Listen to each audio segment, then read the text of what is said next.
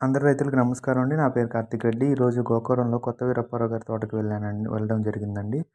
ఇక్కడ అప్పారావు గారు 30 ఇయర్స్ నుంచి పామ్ ఆయిల్ సాగు చేస్తున్నారండి.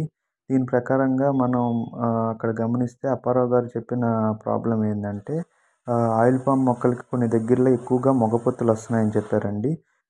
దాన్ని అక్కడ కండిషన్స్ నేను అక్కడ భూమి స్వభావం చూసిన దాని ప్రకారం నాకు అర్థమైంది ఏందంటే కొన్ని వాటర్ నిలబడడం వల్ల అక్కడ పాచి క్రియేట్ అవుతుందండి. పాచి క్రియేట్ అవ్వడం వల్ల పాచి మనం పెట్టే వాటర్‌ని అక్కడే నిలవడం వల్ల మనం వేరు కూడా వాటర్ తీసుకోకపోవడం, అలాగే వేరుకి సరిగ్గా గాలి అందకపోవడం జరిగి చెట్టు ఒత్తిడికి గురవుతదండి.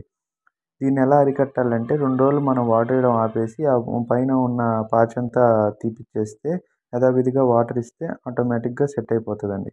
సో, నేను రైతులు ఎవరైనా ఉంటే మీ తోటల్లో ఇలాగే జరుగుతుంటే ఇలా చెప్పిన విధంగా మీరు చేయడం వల్ల మీ చెట్లకి ఒత్తిడి తగ్గి అలాగే మీకు గెలల దిగుబడి మళ్ళీ మంచిగా రావడం జరుగుతదండి. అలాగే ఇంకో ప్రాబ్లమ్ ఇక్కడ గమనించిందేందంటే నేను చెట్టుకి బూజు పడుతుందండి. బూజు వల్ల మనకేందంటే మనకు ఉపయోగపడే పురుగులు అవి చనిపోవడం జరుగుతుంది. అలాగే పరాగ సంపర్కం జరగడం కూడా ఆగిపోతుంది. అంటే పాలినేషన్ జరగడం ఆగిపోతుంది. ఆగిపోవడం వల్ల మనం గెలలు వెయిట్ గానీ, గెలలు సరిగ్గా రాకపోవడం గానీ జరుగుతుంది.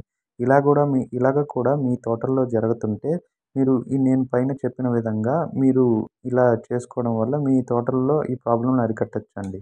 ఇంకా మీకేమైనా ప్రాబ్లమ్స్ ఉంటే కింద కామెంట్ చేయండి. అలాగే ఇంకేమైనా ప్రాబ్లమ్స్ ఉంటే చెప్పండి. థ్యాంక్ యూ అండి.